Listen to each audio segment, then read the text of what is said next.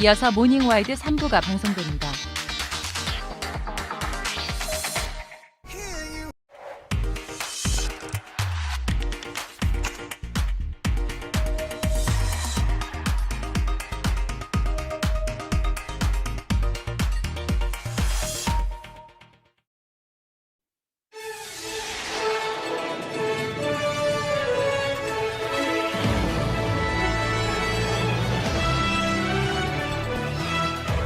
일 년 중 딱 이맘때만 맛볼 수 있다는 자연산 송이를 두고 가을산에 비상이 걸렸습니다.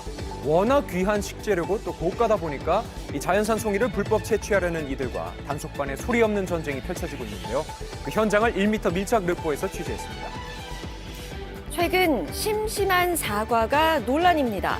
매우 깊게 사과드린다는 의미로 사용한 심심한이 일부에서 지루하다라는 뜻으로 해석되면서인데요. 우리는 한글을 얼마나 제대로 읽고 이해하고 있는 걸까요? 풍문으로 들었소에서 확인해 봅니다.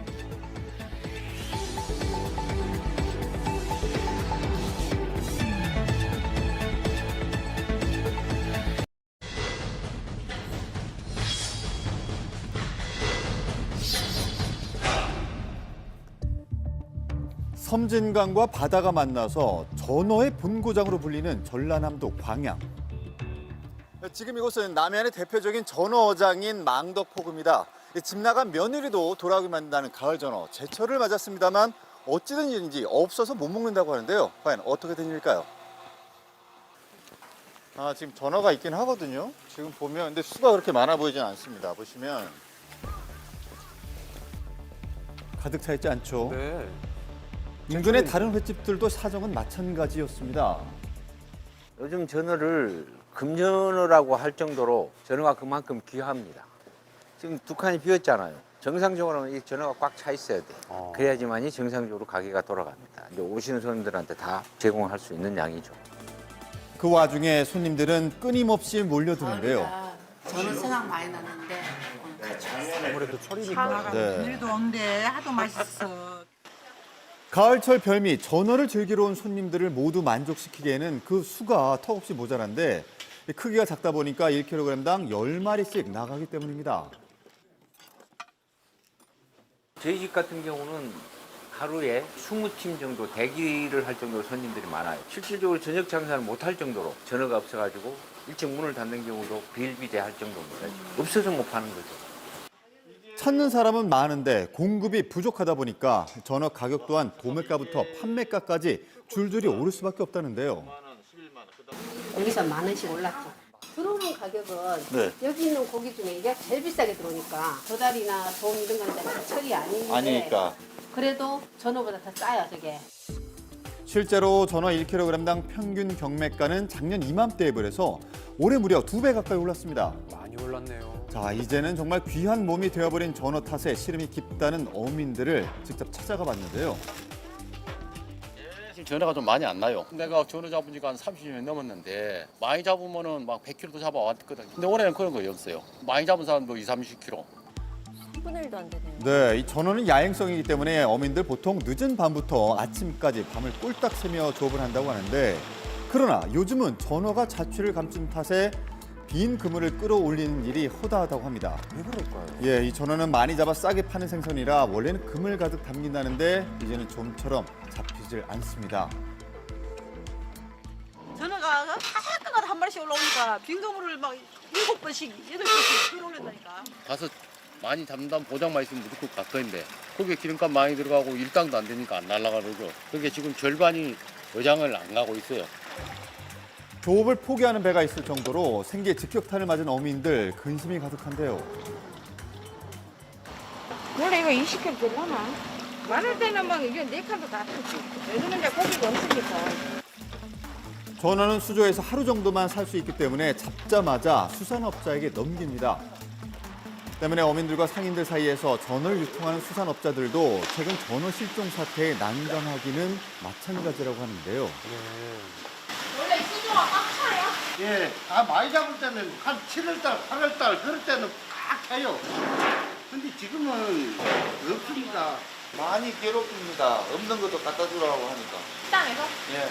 서민들은 고기 없어서 기름값이 안 나온다고 고기를 못 잡겠다고 하고, 식당에는 고기가 없어서 장사를 못 하겠다고 고기 구해오라고 지금 난립니다. 지금. 가격이 약하더라도 고기를 많이 잡아야 되는데 가격은 비싸도 어획량이 없으니까 다 죽을 지경이죠. 이처럼 가을철 전어 어획량은 약 30년 전에 비해서 확연히 줄어들었습니다. 그렇다면 왜 이런 현상이 벌어지고 있는 걸까요? 가장 큰 이유는 수온입니다. 기후변화에 따른 수온이 최근 50년 동안에 한 1.3도 정도가 상승했기 때문에 그만큼 과거보다도 산란 시기가 빨라진 것으로 판단을 하고 있습니다. 그래서 오히려 여름철에 어획이 더 많이 되고 있어요. 수온이 평균 1도가량 오른 건 육지에서 기온이 평균 10도가량 오른 것과 비슷하다고 하는데요. 특히 올해는 28도 이상 고수온주의보가 최장기간 발령됐습니다. 변화하는 자연에 대해서 완전히 해소할 수 있는 대책을 내놓는다는 게 굉장히 어렵고요. 향후에 일어날 변화를 정확하게 예측할 수 있는 그런 연구들이 굉장히 필요하다. 서식지 변화라든지 양적으로 얼마나 줄어들 것인지 또 늘어날 것인지 판단할 필요가 있는 거죠. 실제로 따뜻한 바다에 사는 참다랑어와 방어가 우리나라에서 잡히기 시작하고 오징어의 서식지는 전 해역으로 넓어졌으며 한때 1톤씩 잡히던 명태는 이제 한반도에서 자취를 감췄습니다. 그렇다면 전어의 생태는 어떻게 변하고 있는 걸까요? 온이 안 되기 때문에 아무나 먹는 가을이 되면은 지방 성분이 약 3배 정도 증가를 합니다. 그래서 가을에 맛이 나는 것이고요. 그 지방의 증가 시기가 언제냐? 지금 앞당겨져서 8월부터도 지방이 그렇게 축적이 된다는 것이죠. 과거에는 가을 전어였지만은 앞으로는 여름 전어란 말도 바뀌게 될 가능성이 높다고 저는 판단을 하고 있습니다. 네, 기후 변화에 따른 인식 변화가 필요해 보입니다. 네, 30년 전에는 11월 말까지도 전어가 많이 잡혔지만 요즘은 10월만 돼도 전어잡이가 끝나버린다는 건데, 자, 가을 대표 생선 전어, 이제는 여름 생선으로 불릴 날도 머지 않은 것 같습니다.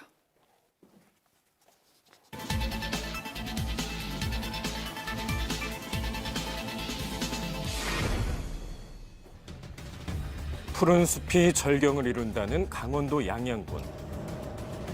하지만 매년 이맘때면 검은 손의 불청객 때문에 골머리를 앓는다고요. 산에서 송이버섯이랑 능이버섯이 자꾸 없어져가지고요. 어떤 분들이 좀 훔쳐가시는 거예요? 이 지역 주민분들도 계시고요. 다른 지역에서 오시는 분들도 있고 많은 분들이 오시는 것 같아요. 산불로 나무들이 많이 타버리면서 송이를 다시 얻으려면 시간이 꽤 걸릴 걸로 보입니다. 지난 3월 자연산 송이의 주산지인 경북 울진에서 대형 산불이 발생.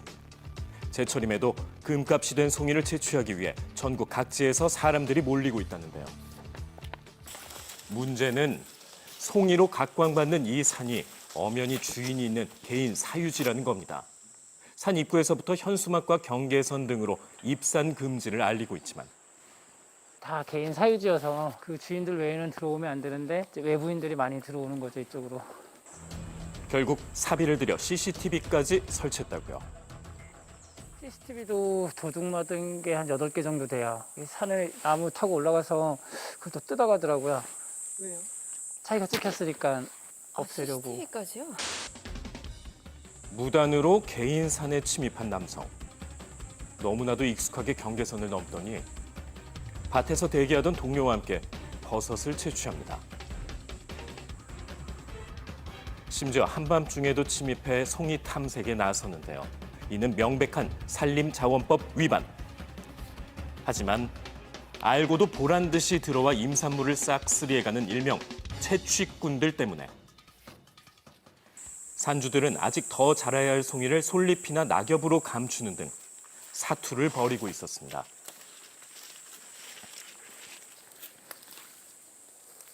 제가 어제 이쪽에 송이를 한 꼭지 놔두고 갔는데 지금 현재 없거든요. 채취꾼들로 인해 씨가 말라버린 상황. 네, 이제 진짜 저희는 송이가 끝난 것 같습니다. 찾을 수가 없네요, 이제 진짜. 심지어 최근엔 송이 절도를 위한 신종 수법까지 등장했다고요.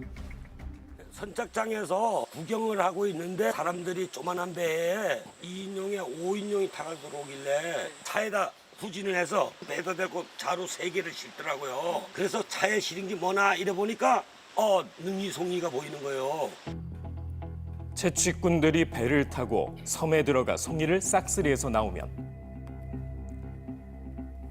대기하고 있던 승합차가 송이를 실어 나르는 조직적인 움직임이 포착된 겁니다. 그 정도 양이라면 어마어마했습니다. 자루로 세 자루를 7점 몇 킬로라고 마대를 보나 비닐을 보나 능이를 담았던 자국이 선명하게 오래된 상수범 같이 보였어요. 그렇다면 불법으로 채취한 자연산 송이는 어디서 어떻게 유통되는 걸까? 혹시 그렇게 불법 채취하시는 분들이 이렇게 시내에 팔러도 오시나요? 약초꾼들? 아까요? 산 아래 여러 판매상에서 버젓이 거래가 이루어지고 있다는데 사실일까?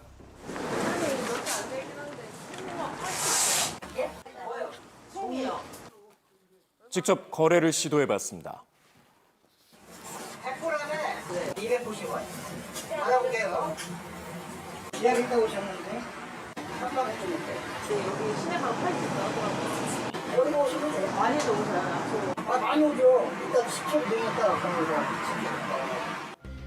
출처와 상관없이 손쉽게 거래가 가능했는데요. 소리는 나는 데만 나기 때문에 계산, 이 공항으로 들어가야지.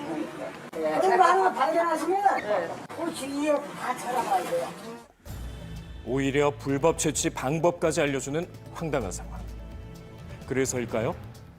국유린 불법 채취도 심각하다고요. 명백한 불법임에도 송이는 물론 잣, 능이, 표고버섯 등 자연에서 자란 온갖 종류의 임산물을 전부 캐가고 커뮤니티에선 불법으로 채취한 임산물을 공유, 단체 산행까지 계획하는 모습을 어렵지 않게 찾아볼 수 있었습니다. 때문에 단속을 강화할 수밖에 없다는 요즘. 이른 아침부터 입산 금지 구역 아래 의문의 차량이 주차돼 있습니다. 차주는 외딴 곳에 차를 대놓고 어디에 간 걸까? 일단 단속을 알리는 경고문을 꽂아두는데요. 버섯류 임산물 채취자나 잣종실 그리고 보호종이 있습니다. 전문적으로 채취하신 분들은 형사처벌을 하고 있고 자가 목적으로 채취하는 경우는 저희가 과태료 처분을 하고 있습니다. 보시면 사람이 다녔던 그 길이 있거든요. 단속을 위해 산을 오르던 그때 갑자기 자리에 멈춰서는 단속반. 뭐예요? 대변이죠. 대변이요? 단속반이 발견한 것은 최근 것으로 추정되는 사람의 대변. 여기 일대가 다 유전자원 보호구역이거든요. 일반인 출입 자체가 말 안 되는데 산림보호를 위해 출입 자체가 금지된 곳임에도 불구하고 무단으로 들어와 양심까지 버리고 간 이들. 뭐예요, 그거는? 부탄간 연료.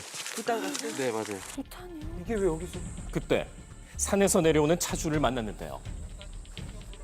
저희가 임산물 채취로 올라가셨는데 그거 단속으로 가면 아이고 아이고 그럼.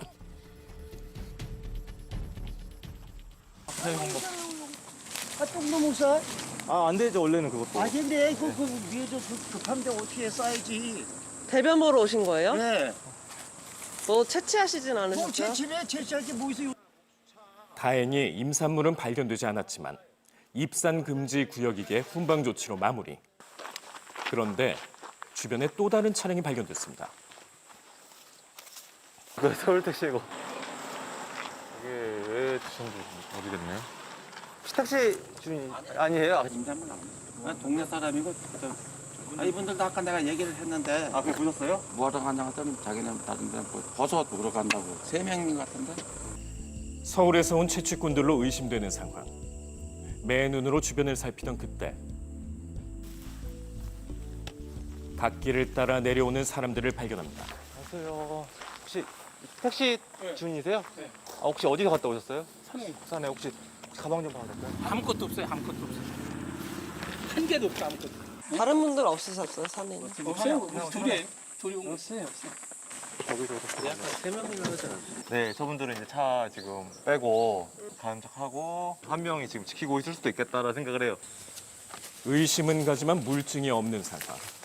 혹시나 산에 일행이 남아있지 않을까 재수색에 나서는데요. 여기 꼭대기긴 한데.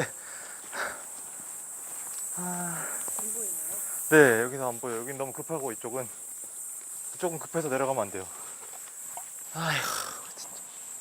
다행인지 불행인지 한 건의 적발도 없이 하산하는 단속반. 마지막으로 당부하고 싶은 말이 있다고요. 임산물 채취 과정에서 산림 오염이나 또 산불 화기 소지, 취사행위 이런 것 때문에 산불의 가장 큰 원인이에요. 그런 점에서 각별히 불법 임산물 채취는 삼가해 주시고 산림 내에서 주의해 주셨으면 좋겠습니다. 네, 생각보다 이 임산물 불법 채취 정말 심각한 수준인데요. 너무 놀랐던 건 특히 단속 현장을 보니까 분명히 출입 금지된 산인데 거기서 부탄가스가 나왔단 말이에요. 너무 위험하죠. 굉장히 위험하죠. 작은 불씨가 대형 화재로까지 이어질 수 있는 만큼 개인 사유지라든지 출입 금지된 산에는 절대 들어가시면 안 되겠습니다. 네. 자, 다음은 이제 한글날을 앞두고 문해력에 대한 논란을 준비했습니다. 네. 문해력, 글을 읽고 이해하는 능력을 말하는데요. 최근에 아이 어른 할 것 없이 문해력이 위기라는 풍문이 있습니다. 사실인지 지금 바로 확인해 보시죠.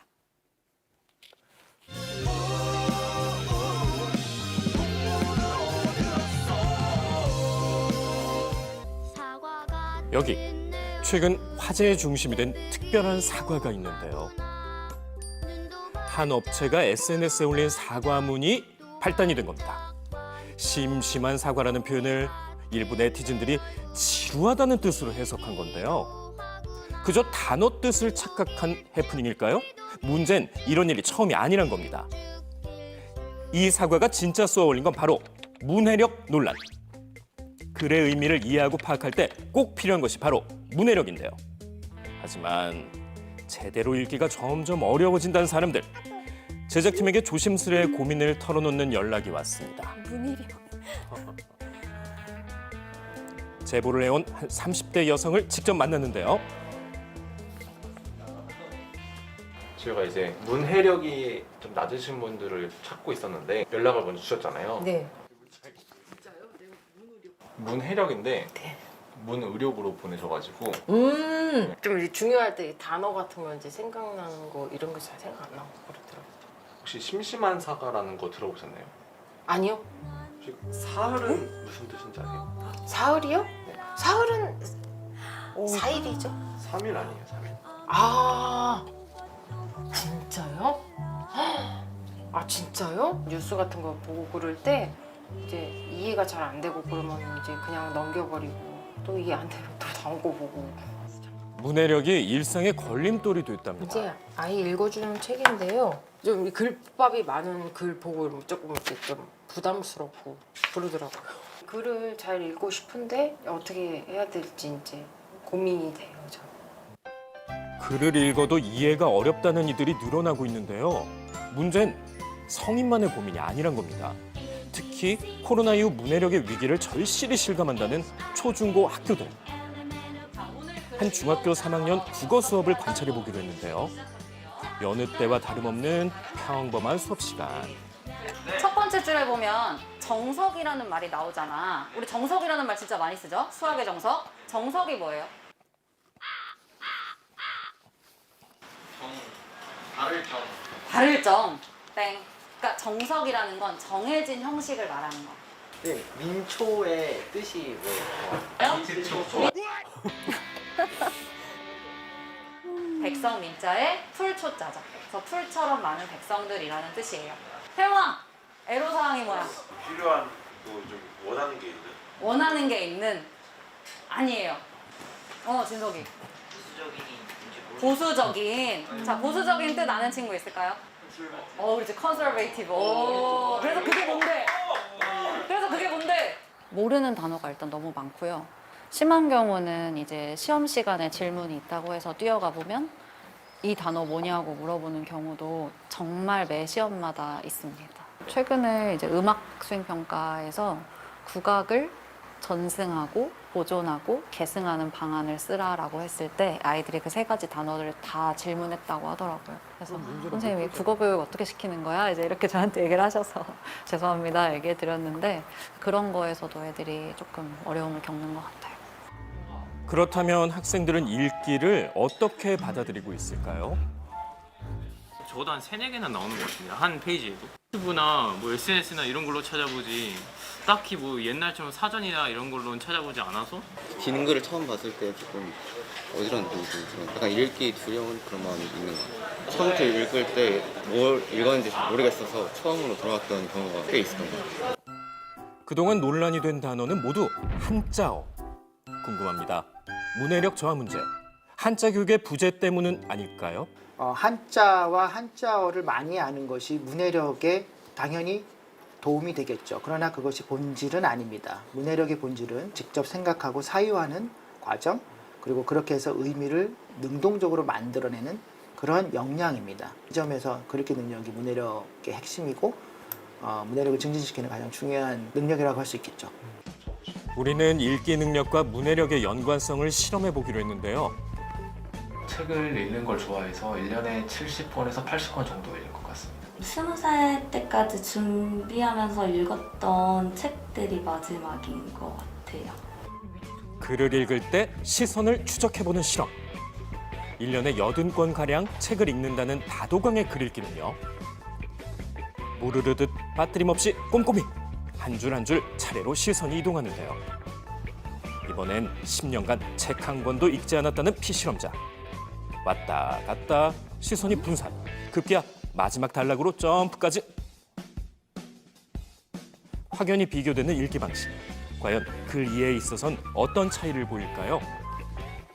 이제 미국이 금리를 인플레이션 잡기 위해서 금리를 올리는 거를 한국은 좀 따라갈 수밖에 없는, 금리를 최근 1년간 엄청나게 많이 올렸던 것, 이제 그런 식으로 저는 좀 이해가 됐거든요. 뭘 밝혔다. 뭘 밝혔다고 했는데 기준금리가 올라간 거 아닌가? 최근 문해력의 위기를 느끼고 있다는 한 중학교 역사 선생님. 아니, 그런데 캄캄한 밤 빈 교실에서 수업 중인 이유는요? 아무도 없는데 뭐 하시는 거예요? 학생들이 좀 복습할 때 좀 이제 편하다는 올려달라는 요청이 하도 많아서 영상 찍어서 올려서 학생들 좀 보게 하려고 준비하고 있습니다. 학생들의 요청에 따라 수업 내용을 영상으로 찍어주고 있다는데요. 책으로 복습을 하는 걸 조금 많이 어려워하고 영상으로 이렇게 시청하는 걸 많이 선호해서 이렇게 하고 있습니다. 한 조사 결과 교사들이 꼽은 학생들의 문해력 하락 원인 1위는 바로 영상 매체 때문인데요. 활자보다 영상이 더 익숙한 시대. 이번엔 인지 능력을 담당한다는 전전두엽이 언제 가장 활성화되는지 측정해 보기로 했습니다. 책과 영상 서로 다른 매체로 비교했는데요. 약 10분간 책을 읽었을 때 전전두엽이 붉게 변화하는 모습을 볼 수 있는 반면 같은 시간 영상을 시청했을 땐 푸른색이 더 두드러지는 모습을 보이는데요. 영상과 책, 이 확연한 색 차이는 무엇을 의미할까요? 색깔이 이제 노란색에서 빨간색으로 변하게 되면 산소를 더 많이 소모한다는 뜻이고요. 독서를 할 때 어떤 뇌 활성화가 많이 된다는 뜻이고요. 기능을 더 많이 했다는 뜻으로 해석할 수가 있겠습니다. 문제는 책 읽지 않는 사회가 점점 앞당겨지고 있다는 겁니다. 청소년에 걸쳐 성인까지 매년 독서량은 줄고 있는데요. 한 설문조사 결과 기업 과반수가 직원들의 국어 능력이 부족하다고 답하기도 했죠. 문해력 때문에 업무에 큰 지장을 겪고 있다는 한 30대 남성. 저는 지금 온라인 몰을 운영하고 있고요. 물건을 도매 쪽에서 사입해서 판매하고 있습니다. 제가 그때 무슨 무선 스탠드 조명 같은 걸 판매한 적이 있어요. 근데 그 도매업자분께서는 저에게 이제 묶음 배송이라고 해서 채소 수량을 2개를 말씀하셨어요. 채소 수량 2개니까 2개? 아, 2개면 뭐 1+1이라고 이렇게 해서 올렸었죠. 주문이 한 그때 200개 초반대가 들어왔거든요. 400개를 고객들한테 보냈죠. 200개 가격으로요? 네, 200개 가격으로 했어요. 네. 나머지 200개는 뭐 제가 큰 손실을 본 거죠. 최소 2개 이상을 주문해야 한다는 내용을 1+1으로 잘못 해석해서 판매한 겁니다. 그때 이후로 정말 잘 읽고 잘 이해해야겠다는 생각을 크게 느꼈습니다. 책은 군대 이후로 잘 안 읽고 있어요. 저번 달에 한 권 아내가 책을 좀 추천해 줬어요. 제가 이해를 많이 못하는 편이라서 노자의 도적등이라고 어려운 책을 또 주셔가지고. 다 읽으셨어요? 아니, 앞에 3페이지 있고 계속 반복하고 있습니다 지금. 딱 있잖아요. 3페이지 있고 너무 어려워요. 이 앞에 3페이지는 목차 아니에요? 네, 그렇죠. 그 뒤 내용을 아직 읽지 못했어요.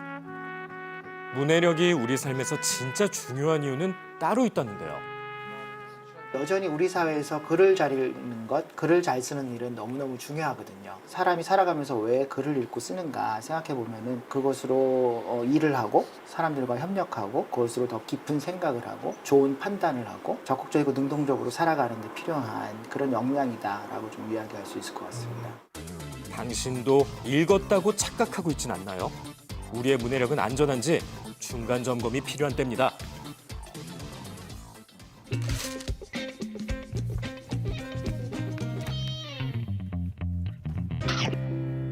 안녕하세요. 가장 뜨거운 이슈를 한입에 먹기 좋은 스낵처럼 전달해드리는 모닝 스낵 뉴스의 김주우입니다.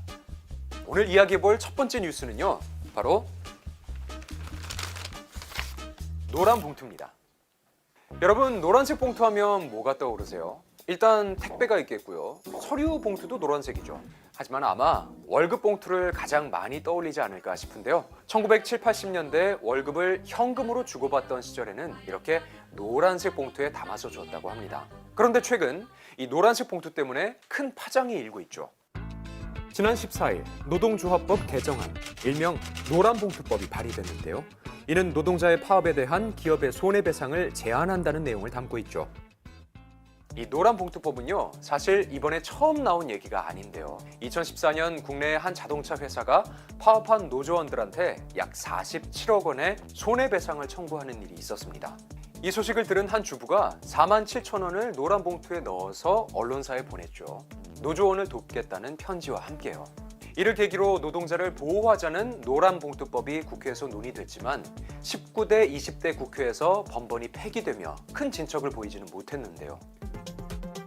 그러던 지난달 한 조선업체에서 파업노조에 470억 원의 손해배상을 청구하자 52명의 국회의원이 다시 노란봉투를 꺼낸 겁니다. 재발의가 된 만큼 다양한 것들의 변화를 주장했죠. 제일 먼저 사측이 개인에게 무분별한 손해배상을 청구하지 못하도록 했고요. 또 현행법상 노동자는 원청과 직접 근로계약을 맺은 사람만 해당되죠. 이 때문에 하청 노동자나 프리랜서는 법의 보호를 받지 못했는데요. 노란봉투법은 이들도 파업 등의 노동권을 주장할 수 있도록 하겠다는 겁니다. 이뿐만 아니라 지금까지는 근로조건을 유지 개선하기 위한 파업만 합법으로 여겼다면 이번에는 지위 향상을 위한 파업도 인정하자고 말하고 있습니다. 그러니까 노동자의 범위와 합법 파업의 범위를 넓히고 원청의 책임을 더 키우자는 건데요. 이를 놓고 재계와 산업계의 반발이 만만치가 않습니다.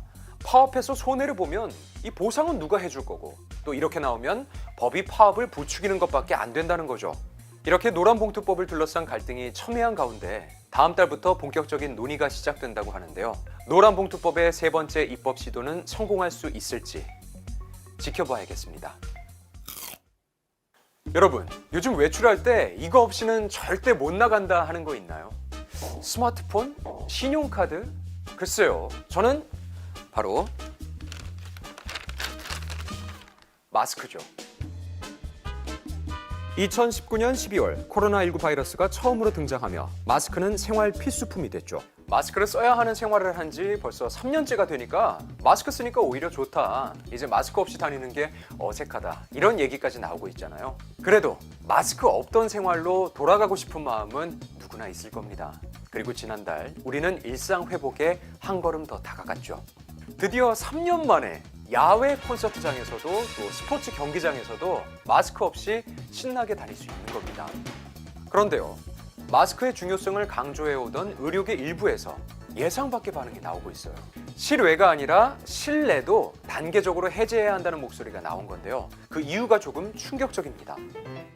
아동발달 전문의 12명 중 11명은 마스크가 영유아에게 부정적인 영향을 끼칠 수 있다고 말합니다.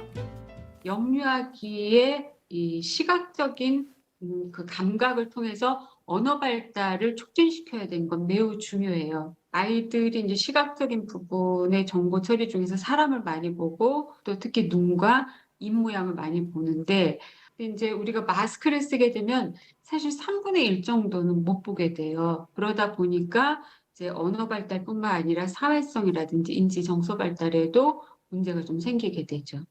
이런 이유로 현재 우리나라에서는 24개월 미만의 아이들은 마스크를 쓰지 않아도 되고요. 심지어 WHO에서는 6세 미만에게 마스크를 권고하지 않고 있어요. 어린 아이일수록 면역력도 그렇고 감염의 우려가 커서 마스크를 더 잘 착용해야 할 것 같은데 그렇지가 않다는 거예요. 마스크가 아이들의 발달을 저하시킨다는 거죠. 실제로 많은 다른 나라들은 이미 마스크 착용 의무를 전면 해제했는데요. 프랑스나 헝가리, 미국 등은 실내외 마스크 착용 의무가 아예 없고요. 독일과 호주, 이탈리아 등은 의료시설과 사회복지시설 등 일부 시설 내에서만 마스크를 착용합니다. 이렇게 세계적으로 마스크 착용 의무 전면 해제의 흐름이 거세지고 있는 만큼 영유아부터 점진적으로 실내 마스크를 해제해야 한다는 목소리가 나오고 있습니다. 하지만 실내 마스크까지 해제하기에는 아직은 조심스럽다는 의견도 적지 않아요. 실외 마스크를 해제했다고 마스크가 불필요하다는 뜻이 아니기도 하거니와 마스크는 가장 효과가 좋은 방역 수단이라는 거죠. 코로나19가 전 세계를 강타했을 때 마스크가 중요한 역할을 해주었던 건 맞지만 아이들을 위해서라도 조금씩 일상으로 돌아가야 하는 것도 맞는 것 같죠. 새로운 방역 정책이 시행될 때마다 큰 논란이 있었던 만큼 이 사안도 상당히 조심스러운데요. 우리나라도 마스크 없는 일상으로 돌아갈 수 있을까요? 영유아나 교육시설에서의 마스크 착용 의무는 저는 가급적이면은 빠르게 해제가 될 필요가 있다라고 생각을 하는데요. 대중교통이라든지 아니면 요양병원, 요양원, 의료기관 같은 곳에서는 마스크 착용을 의무화하는 형태로 가는 것이 가장 바람직하다고 생각합니다. 네, 이 마스크 대란이 있었던 게 2020년 2월이고요. 맞아요. 또 다중이용 시설에서 마스크 착용이 의무화된 게 2020년 10월이더라고요. 그러니까 지금 보면 2~3살 아이들은 마스크를 낀 사람만 보고 자란 거예요. 그러니까요. 네. 아무래도 인지 능력이나 언어 발달에 악영향을 끼칠 수밖에 없어 보이는데요. 그렇다고 당장 실내에서 마스크 의무 착용을 해제하자고 주장하기도 조심스러운 게 사실입니다. 지금부터라도 사회가 다 같이 고민을 하고 또 합의점을 잘 찾아 나가야겠습니다.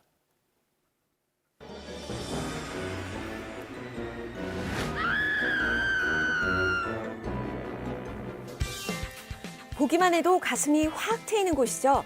이순신 장군의 명량대첩으로 유명한 명량해협인데요. 이 바다를 원 없이 내려다보며 일하는 사람이 있다고 합니다. 안전장비를 단단히 갖추고 리프트에 올라타는데요. 어디로 가는 걸까요? 출발하겠습니다. 그를 따라가 봅니다. 예, 타워에 안전장치들이 있는데 그 안전장치들을 점검하러 나가고 있습니다. 네, 저는 해당 케이블카 관리자 박동민입니다. 15년째 케이블카의 안전을 책임지고 있다는 박동민 씨. 사방이 뚫린 리프트를 타고 도착한 아슬아슬한 작업 현장. 롤러하고 롤러 사이에 센서가 있습니다.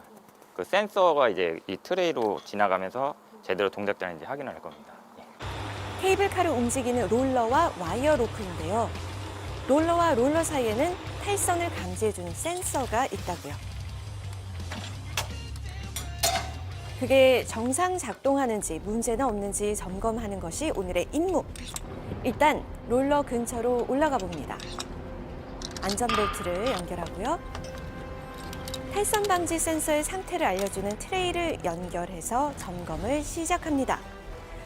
그런데 보는 것만으로도 오금이 저리는데요. 보기만 해도 손에 식은땀이 나는데 괜찮으세요? 예, 괜찮습니다. 아찔해요. 예, 시원하고 좋은데요. 자주 올라오다 보니까 이제 익숙해진 것 같아요. 그래도 거의 몇 미터 높이예요? 저희가 70m 정도 됩니다. 무려 아파트 25층 높이에서 고공작업. 하지만 동민 씨 한치의 흐트러짐도 없이 여유 있게 작업을 진행합니다. 70m 상공이라는 게 믿어지지 않을 정도인데요. 이 상태로 이제 천천히 이동하면서 저 롤러 사이로 이게 지나가게 될 겁니다. 이제 그게 이제 컴퓨터랑 하겠고 이제 센서를 체크하게 되어 있습니다. 방금 동민 씨가 장착한 트레이가 롤러 위를 지나가면서 탈선 방지 센서의 정보를 읽어 상황실로 보냅니다. EAE 센서 감지. EAE 통과. 다행히 문제없이 정상 작동 중. 탈선 방지 센서 점검 작업이 끝나면 이번에는 바다 한가운데 세워진 타워를 점검할 차례인데요. 까마득한 높이의 타워 위로 성큼 올라갑니다. 지금은 이제 브레이크 포크 스위치를 점검할 거예요. 이게 만약에 탈선이 됐을 때 정지를 할 수 있는 안전장치입니다. 탈선은 한 번만 발생해도 대형 사고로 이어질 수 있기 때문에 케이블카 점검의 1순위, 심혈을 기울일 수밖에 없는데요.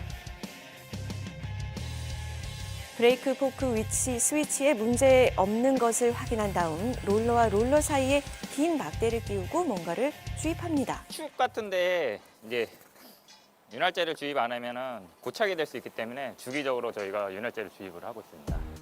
70m 고공에서 작업한 지 어느덧 2시간여. 드디어 이제 내려갈 채비를 합니다. 네, 오늘 점검은 끝났고요. 이제 스테이션으로 복귀하도록 하겠습니다. 예. 오늘 점검은 어떠셨어요? 예, 만족스럽습니다. 이상도 없고 안전하게 한 것 같습니다. 무사히 점검을 마치고 탑승장으로 향하는 길. 바닷바람이 이보다 상쾌할까요? 잠깐 찰나의 여유를 가져봅니다. 이제 케이블카 오픈까지 남은 시간은 단 20분.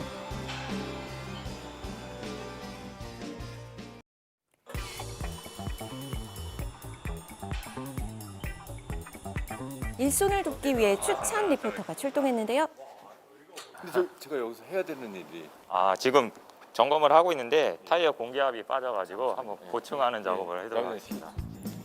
케이블카가 움직일 때 탑승장 상부에 있는 타이어들이 와이어 로프를 잡아주는 역할을 한다는데요. 채워진 거는 소리가 좀 텅텅 소리가 나는데 빠진 것들은 푹푹 소리가 나죠. 예, 완전히. 망치로 하나하나 두드려 공기압이 빠진 타이어는 없는지 확인합니다. 얘도 그런데?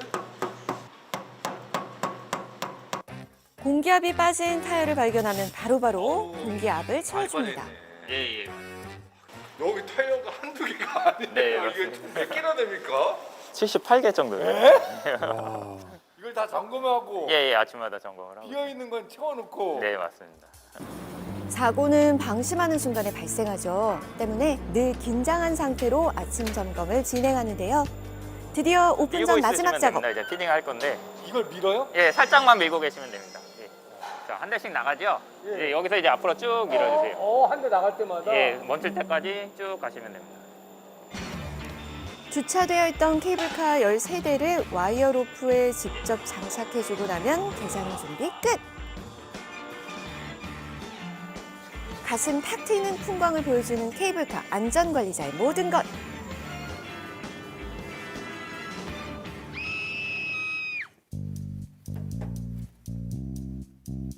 예, 고등학교 2학년 때 스키장으로 취업을 나오게 돼서요.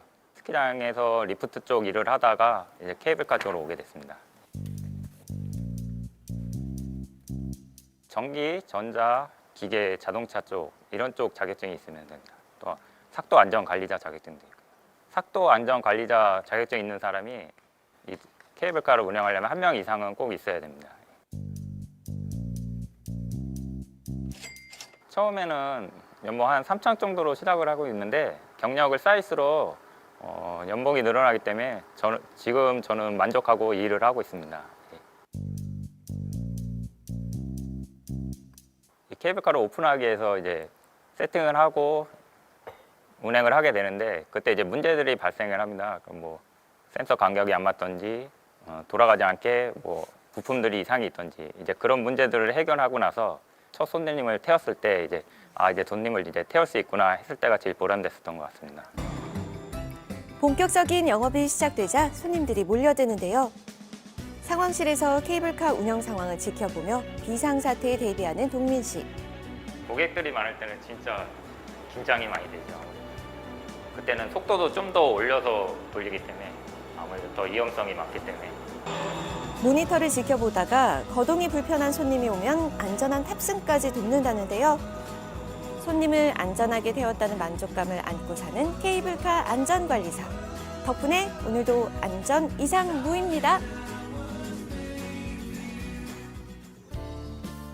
어느덧 뜨거웠던 여름이 가고 찬바람 솔솔 불어오는 가을이 왔습니다. 안녕하세요. 여러분의 고민과 궁금증을 해결하는 남자 추천입니다. 요즘 많은 분들이 줄임말을 사용하는 경우가 많은데요. 그중에서 핫한 줄임말이 쪄뜨샤입니다. 쪄 죽어도 뜨거운 물로 샤워한다. 그래서 준비했습니다. 여러분의 집의 온수는 안녕하십니까? 먼저 시민들의 온수에 대한 생각을 들어봤습니다. 순간적으로 더 뜨겁게 나오거나 더 차갑게 나오거나 그렇게 온도 변화가 있을 때는 있어요. 찬물과 온수의 그 간극을 맞추는 게 어렵다? 씻다가 갑자기 차가운 물 나올 때도 있는데 가족이 물 쓸 때 그때 잘 안 나왔어요. 대다수의 시민이 온수 사용 시 불편함을 호소했는데요. 그렇다면 온수, 어떤 점이 문제인 걸까? 최근 신축 아파트로 이사 왔다는 서은정 씨. 두 아이를 돌보며 온수 때문에 불편을 겪고 있다고요. 온수를 사용할 때마다 답답하다는데요. 이리 와봐, 씻자. 우리 목욕할까? 시원하게? 수영하자. 수영하자. 물놀이 하자. 수영하자. 아이들을 목욕시켜야 하는 시간. 따뜻한 물을 사용하기 위해 온수를 틀어보지만 물은 차갑기만 합니다. 따뜻한 물이 안 나와요, 아직. 지금 제일 따뜻한 걸로 해놨는데 너무 차가우면 한참 버려줘야 돼. 온수가 나올 때까지 물을 버릴 수밖에 없는 상황인데요. 이렇게 버려지는 물의 양이 4인 기준으로 하루 16리터가량. 온수를 틀어놓은 지 한참이나 지난 뒤에야 겨우 목욕을 할 수 있었죠. 미지근하지? 따뜻하지? 조금 한 5분 정도 있어야지 뜨거운 물이 나와서 겨울에는 좀 오래 기다려야 돼요. 같은 집인데도 안방 화장실, 거실 화장실, 거실 다 다른 것 같아요. 나올 때까지 걸리는 시간이 좀 다른 것 같아요. 같은 집인데 장소마다 온수 나오는 시간이 다르다. 불편한 점은 이뿐만이 아니었죠. 머리 감길 때도 받아서 해요. 혹시나 샤워기에서 갑자기 뜨거운 물이 나오거나 할 때 위험해서 아직은. 따뜻하게 몸을 녹여주는 온수. 문제점을 확인해 봤는데요. 우선 집에서 온수를 가장 많이 사용하는 주방과 욕실을 비교해 봤습니다. 40도가 되기까지 몇 분이 걸리는지 확인해 본 결과 온수가 바로 나온 곳은 없었습니다. 주방은 56초, 거실의 욕실은 22초 정도, 그리고 안방의 욕실은 5분이 넘었죠. 주범은 바로 집 크기와 맞지 않는 보일러 속 물탱크와 물을 이동시켜주는 배관이었는데요. 온수는 물탱크 속에 설치된 열 교환기를 통과하며 물이 가열되는 방식입니다. 문제는 이 배관에 찬물이 남아있으면 다 빠진 다음에 온수가 배출된다고 해요. 또 보일러와 거리가 멀어도 온수는 늦게 나오죠. 일주일 평균 온수 사용량은 직장인은 7시간, 전업주부는 35시간이라고 합니다. 쌀쌀해진 날씨에 온수 사용량이 더 늘어나는 만큼 불만의 목소리 역시 함께 높아졌는데요. 안녕하세요. 네. 온수 때문에 불편함을 많이 겪는다고 들었어요. 네네. 어떤 불편함이 있으세요? 세탁기를 돌릴 때나 이제 설거지 할 때 이제 같이 쓸 때, 동시에 쓸 때 거의 물이 따뜻한 물이 안 나와요. 바쁘지 않으면 그냥 좀 기다리고 나올 때까지 있을 수 있잖아요. 근데 바쁘니까 빨리빨리 하고 가려고 하는 거잖아요. 그럴 때 이제 좀 많이 짜증. 과연 온수를 동시에 사용할 경우 어떤 일이 생길까요? 남의 속도 모르고 점점 내려가는 물의 온도. 오히려 지금 온도가 떨어지고 있어요. 찬물이 나온다는 얘기죠. 동시에 사용할 시에는 여기도 미지근하고요. 거기도 미지근하게 나오는 거예요. 제대로 나오지 않는 답답한 우리 집 온수. 어떻게 하면 좋을까요? 보일러가 지금 물을 만들고 있는데 추가로 어떤 분이 더 쓰시잖아요. 그럼 사실 보일러는 그걸 빨리 알아차리고 온수를 더 만들어야겠죠. 그 알아차리고 대응하는 과정에서 시간이 필요한데 그때 살짝 찬물이 섞여 나올 수가 있습니다. 기본적으로 우리나라에서는 보일러를 난방기구로만 인식을 하고 있어요. 그러다 보니까 사실 바뀌는 온수 패러다임의 변화를 따라가지 못하고 온수 성능은 굉장히 등한시하고 있거든요. 한번 우리 집 보일러가 어떤 건지도 한번 관심을 한번 가져보시고 온수 성능도 한번 고려해 주시기를 부탁드리겠습니다. 쌀쌀한 요즘 우리 집 보일러 상태 확인해 보시는 건 어떨까요?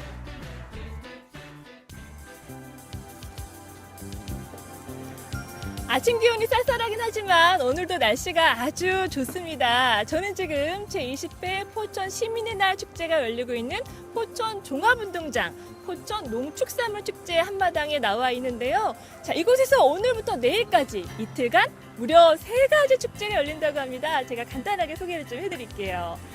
야, 입구부터 인삼향이 가득합니다. 와, 이게 다 몇 년근이에요? 이것이 100% 6년산입니다. 포천은 네. 비옥한 토양과 기온 차이가 크기 때문에 6년근 재배지 최적지입니다. 그렇군요. 겨울이 오기 전에 이 인삼 가득 좀 쟁여놔야겠습니다. 자, 포천 하면은 딱 떠오르는 거 바로 막걸리가 아닌가 싶은데요. 야, 포천 막걸리가 종류가 굉장히 다양하네요. 네, 어서 오세요. 포천에서 유명한 친구들을 소개해드릴게요. 쌀 막걸리, 그리고 밀 막걸리, 네. 그리고 찹쌀로 만든 동동주 이렇게 다양하게 준비해봤고요. 네. 그 막걸리 하면 또 빼놓을 수 없는 게 있죠. 혹시 그거 전? 맞습니다. 전까지 함께 드시라고 저희가 다양한 음식도 준비해놨습니다. 여기 오면 이걸 그냥 다 같이 먹을 수 있는 거잖아요. 그럼요. 네. 바로 막 군침이 도는데 근데 이 포천 막걸리가 맛있는 이유가 있다고 하던데요. 네, 그 포천은 특히 물이 유명하거든요. 그래서 포천 이동 백운계곡 지하 안반수로 만들어서 그 맛이 더 특별합니다. 네. 그렇군요. 이 포천이 물도 좋지만 또 토질이 좋아서 품질 좋은 농산물이 정말 많다고 합니다. 포천이 사과도 유명한 거 혹시 알고 계셨나요? 품종도 정말 다양하고요. 제가 그 맛을 보니까 새콤, 달콤, 또 아삭하고 정말 맛있더라고요. 포천 사과 왜 이렇게 유명한 거예요? 네, 포천은요 내륙 지방에 일교차가 매우 큰 지역이어서 식감이 아삭아삭하고 당도가 높고 향기가 나고 새콤달콤한 것이 아주 우리 소비자들이 많이 찾는 사과입니다. 그렇군요. 이 포천의 사과의 식감도 정말 좋은데 저는요 포도도 굉장히 당도가 높으면서 알이 단단하더라고요. 씹는 맛이 있었어요. 이 포천의 포도도 볼 수가 있고 이렇게 채소도 있는데 여기는 어떤 부스인가요? 예, 여기 있는 농산물은 친환경 인증을 받아서 경기도 학교급식에 납품하고 있는 농산물입니다. 그만큼 좋다는 그렇죠. 거죠. 요 이렇게 소포장된 거는 뭐예요? 여기 친환경으로 기른 농산물인데 네. 일반 농산물 못지 않다는 걸 보여드리고 네. 맛있는 그거이기로 해서 무료 나눔하려고 갖고 나왔어요. 무료 네, 많이 나눠주실 거죠? 그렇죠. 네, 감사합니다. 자, 이곳에 오시면요. 이렇게 포천을 대표하는 농산물 한 자리에서 다 만나볼 수가 있고요. 무려 50%까지 저렴하게 구매하실 수 있다고 합니다. 자, 이렇게 다양한 체험거리, 볼거리도 가득한데요. 포천에 와야 하는 이유 제가 좀 더 여쭤볼게요. 안녕하세요. 네, 안녕하세요. 예, 포천시장 백영현입니다. 오늘은 포천 시민의 날을 기념하는 축제와 농축산물 대축제 그리고 평생학습축제와 북페스티벌이 이곳 포천 종합운동장에서 통합해서 이루어집니다. 또 특히 오후에는 14개 읍면동 체육대회가 있고 또 공연으로는 시민음악회와 불꽃놀이 또 특히 장윤정 또 인순이 이병찬 가수 등 수준 있는 가수들의 공연도 이어집니다. 초가을 정치를 포천에 오셔서 만끽하시길 권유드립니다. 포천 많이 찾아주세요. 네. 고맙습니다. 감사합니다. 정말 집에만 있기 아까운 그런 날씨예요. 자, 이 10월 한 달간은 포천 나들이 계획 세워보시면 어떨까요? 자, 지금까지 생중계를 전해드린 수미신이었습니다. 기온이 뚝 떨어지면서 찬 이슬이 맺힌다는 한로를 하루 앞두고 서울 아침의 기온이 11도까지 떨어졌습니다. 한낮에도 기온이 19도에 머무는 등 쌀쌀한 날씨가 이어질 전망입니다. 네, 토요일에는 온도가 크게 떨어지면서 설이 내리는 곳도 있다고 합니다. 냉해 피해 없도록 유의하시기 바랍니다. 즐거운 주말 보내시고요. 저희는 다음 주 월요일에 다시 인사드리겠습니다. 고맙습니다.